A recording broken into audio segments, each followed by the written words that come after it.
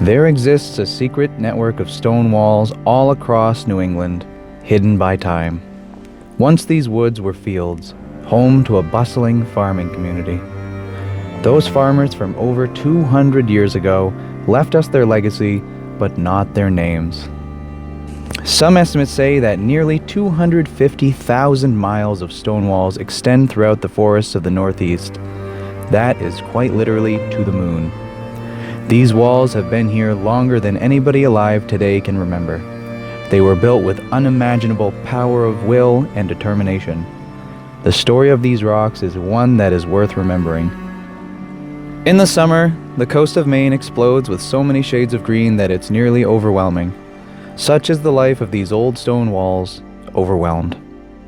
The forests have grown up thick around the stones, limiting access to them. Some are still accessible, but the vast majority of them are all but forgotten and buried by time. Over the past 200 years, the forest sediments have shifted to close off the old walls from view. In the winter, the foliage all dies back and you are left with the skeleton of the forest. The brush is nothing but wiry stems sticking out of the ground. Pests like mosquitoes and ticks are entirely absent during the winter as well. These two things combined allow you to see a world lost to us in the modern age. As you walk through these old woods, you're guaranteed to find some of the stone walls. The stones were brought here by ice. For over 1 million years, Pemaquid was under a thick layer of glacier ice. It melted and deposited these rocks all over the land. The Native Americans didn't have much of a use for these rocks in terms of tool use, nor did they have much of a need for stone walls. The rock's 10,000-year rest would finally be disturbed in the 16 and 1700s during the colonial and revolutionary periods. Work on the fields and walls continued until the 1850s when farming declined in Maine. During this period of stone wall building, there were some seriously unbelievable feats of the human spirit.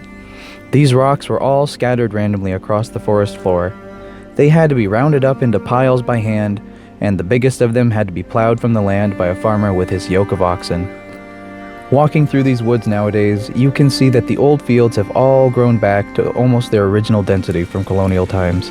It's a seriously mind-blowing idea that someone, armed with nothing but a pair of strong cows and some farm equipment, could tame a wilder landscape than the one we're in today.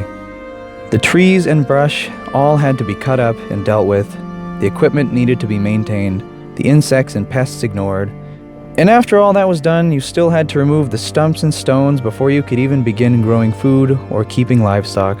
Life was a game of balance and planning in order to survive.